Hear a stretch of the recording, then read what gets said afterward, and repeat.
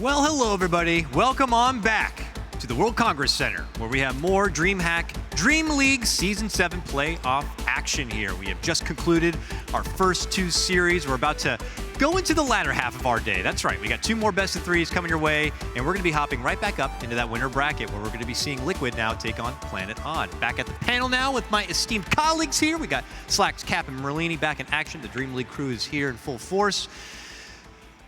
We're good to go, gentlemen. We're going to take a moment here to check on an updated bracket to see, for anyone who just happens to be tuning in, where we actually stand.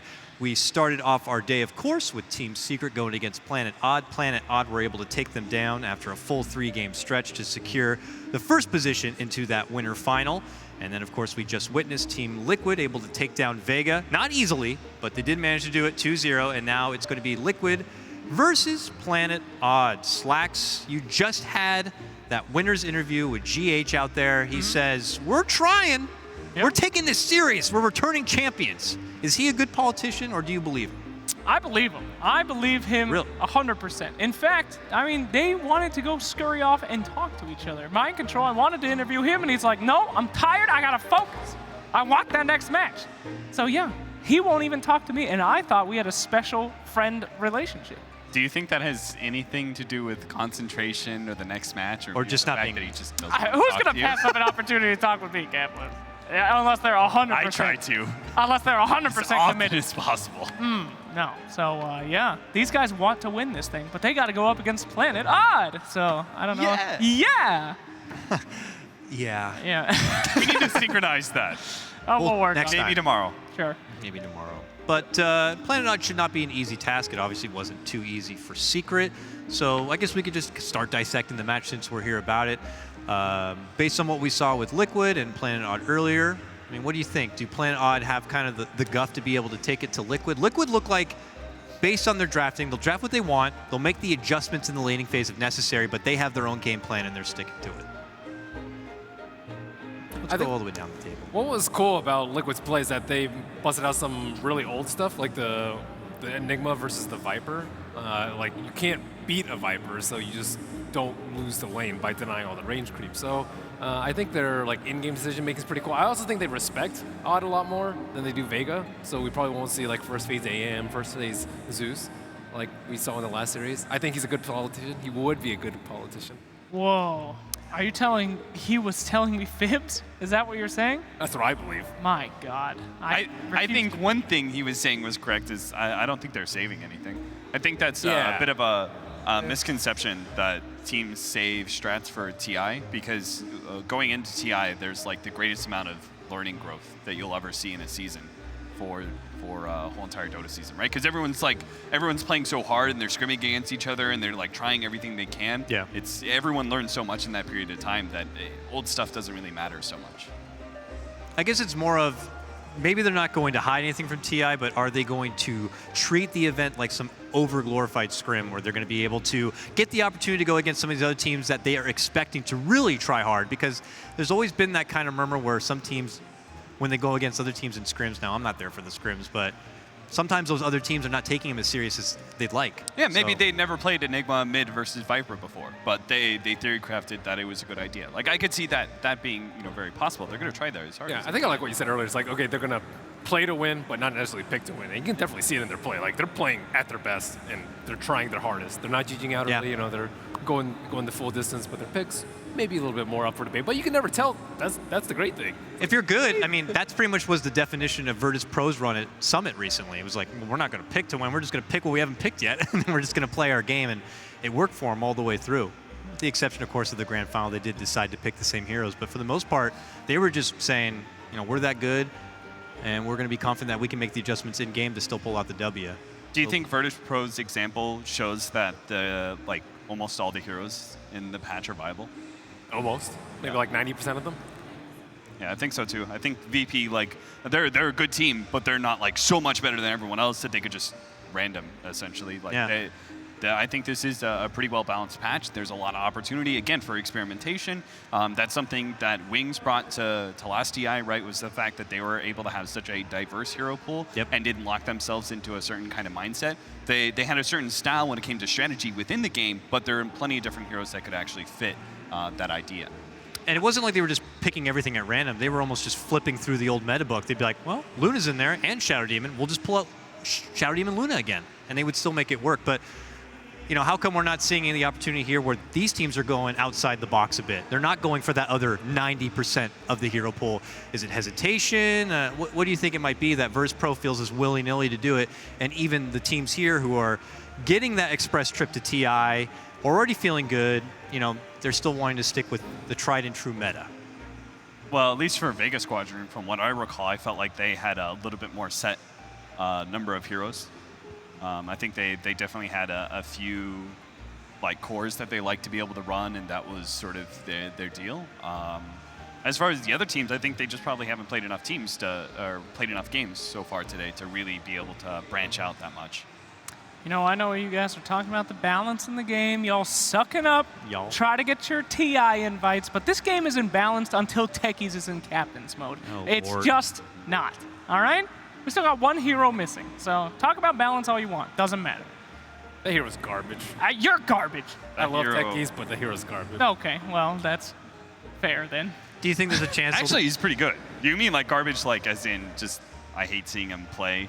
Oh no, everyone I don't who think he's plays that it. great. He's like playable. I think he's pretty good now. What, that 9-second silence or whatever he's got? It's kind of crazy. Yeah, run him as a dual offlane support. You can't challenge the offlaner because you've got this gigantic nuke / silence that could go down. All right. That kills yourself. May Well, I, Only half. May you what? may I talk only about have- this right here? Depends. How much Is it this Pokemon? means for Planet Odd. Many would say Liquid is probably one of the best teams in the world right now, looking like they could win the International. Planet Odd didn't make it, but this is their chance to say, we can kill the best of the best. This is what they've been preparing for, baby. So you're expecting that if Planet Odd, let's say, beat Liquid down, Yes. and Liquid go to TI, they win TI, Yeah. we must then immediately assume Planet Odd is the best team in Dota. They need to have twice as much money if Liquid win. Valve just needs to write them a check, all right? They beat Liquid, they're the best. Can we get a redemption vote for TI? Oh, BTS? sick. Get on that? Sick. Compendium, you know, certain level, 30 million. China's just going to Planet Odd goes to TI. Hype. It'll probably be VG. You know, honestly, they would probably just vote Zephyr or some stupid crap, but still. Veggies, baby. Veggies Let's go. esports. It has been interesting, though, that Planet Odd, I feel like we're the team coming into this that we were expecting the most kind of, I don't want to say silliness, but, you know, there were the rumors of changing up the roles, pulling out some funky picks, and they were, in my opinion, one of the more clean-cut teams so far this Yeah. tournament, while you're seeing Matama Man, Queen of Pain, and you're seeing Secret even do, you know, some different things here and there. Planet Odd, though, for the most part, just been kind of playing their game. You know what's Feeling good. surprising to me is the support Earthshakers. They've just been like kind of running it as a regular support. Hasn't been anything specific or special. I was a little bit surprised that hero can still be viable as a 4 or 5 position area. It's nice because he's so impactful later on into the game once he actually That gets pull, the man. dagger. Yeah, I think that I hate that pool. the pull's helpful, but have you really seen the teams abusing it at this tournament? They've just been picking it up as support. MDL more so, not so much here. Yeah, here they've just been like, okay, it's a regular support. There are many other heroes that would outstrip Earthshaker when it comes to laning phase impact and roaming potential even, but very few match the Earthshaker when it comes to the mid game once your blink is online. What about heroes that have unfortunately, or maybe not unfortunately for some, fallen just off the wayside a bit? I'll throw one casual name out there, guys. Bristleback, let's say. Don't say that He name. was a disgusting bog hero that was treacherous for quite a while and first pick in most cases, but has he been figured out, let's say? Have we already moved past that page? Or has he been forgotten about, maybe? I know he was banned once, but that's about it. I think teams get used to certain heroes. I think sometimes when a hero's out of the patch for a long time, you know, several patches down, all of a sudden he comes out, I think teams have an adjustment window where they kind of have to relearn how to be able to deal with this hero. And I think we've seen teams very rapidly adjust to Bristleback, and I think that's part of the reason why. For example, Bristleback, very weak in the first 4 levels. He's actually really easily killed. But normally you think of Bristleback as this tanky beast that's really hard to go on, but you can shut him down really hard in the laning phase. I think there's less room to be able to, for example, when Liquid ran it, they were really reliant on Ancient stacks for mind control to be able to come back. Yeah. Maybe there's less room to do that with a lot of these roaming supports, putting so much pressure in that mid area of the map, not just the mid lane, but potentially on the pull areas.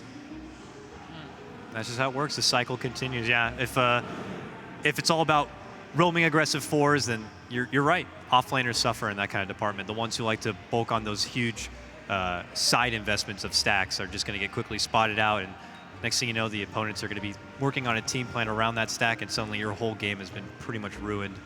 Yeah, I think like the type of hero that Bristleback is, there's plenty of other heroes that are still being run that are like Bristleback, right? Like if you're a newbie, for example, their version of Bristleback is Tidehunter, a hero that is tanky, that stands on the front line, that farms a lot, that needs to be able to have that space to grow.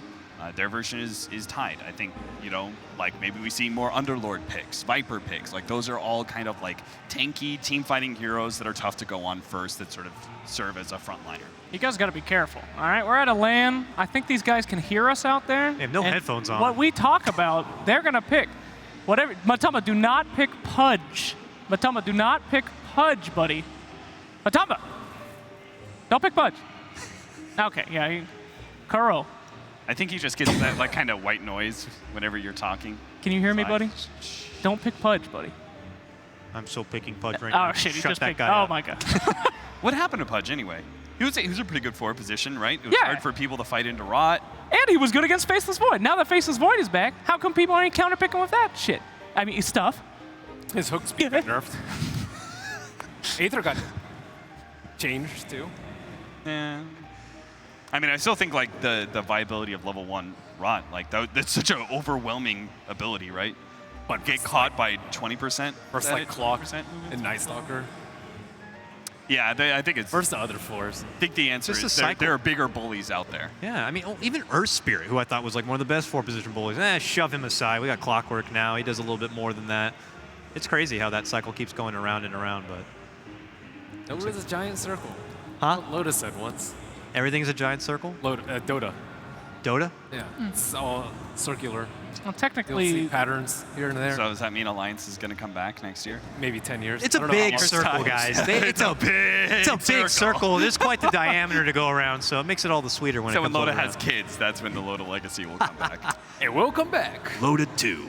a lot of people think the Dota map is circular, but it's actually flat. All right? If you believe the truth, the Dota map, much like the real world, flat as hell.